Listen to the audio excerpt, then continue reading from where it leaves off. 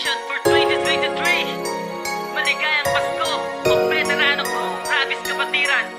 Okay, let's go.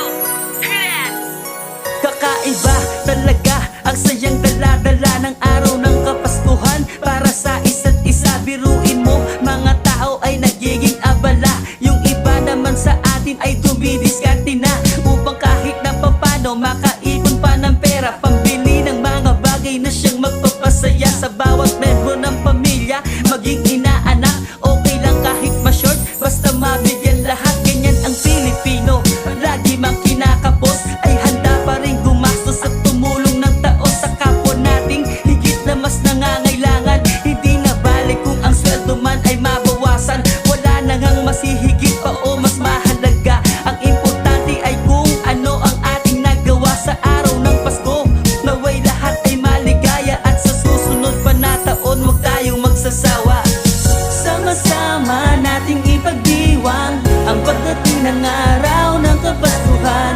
Magbigayan at magmahalan dahil ang Pasko sa buhay minsan lamang daraan. Kaibigan, kababayan, sabay-sabay nating lahat iparamdam sa bawat isa, maging sino pa man sila, na dapat lahat masaya sa araw ng Kapaskuhan. Masarap sa pakiramdam habang inaabangan, lalo na kapag palapit na ang Kapaskuhan. At dama mo ang saya kapag Noche Buena na. Iba yung feeling kapag alam mo salo-salo na bawat paligid may pailaw. Ang sayang nadarama ng Pasko, lalo na kapag merong kumakanta ng Christmas song. Sa puso natin ay dama, tumatagos bawat awitin ng bawat pagkanta. At yun ang mahalaga kung paano tayo sumaya ngayong Pasko. Kalimutan muna natin ang problema, minsan lang dumating kada taon ng Christmas. Pero tandaan ninyo ang Pasko di lumilipas, araw-araw ay Pasko basta sa isip itatak. Yung samaan ng loob, kalimutan na lahat. Tabis yun ang mahalaga, regalo na matatanggap.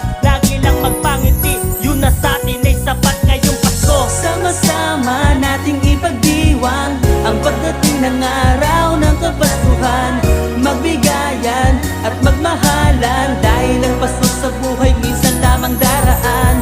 Kaibigan, kababayan, sabay-sabay nating lahat iparamdam sa bawat isa, maging sino pa man sila, na dapat lahat masaya sa araw ng Kapaskuhan. Kahulugan netong Pasko diba ay pagmamahalan.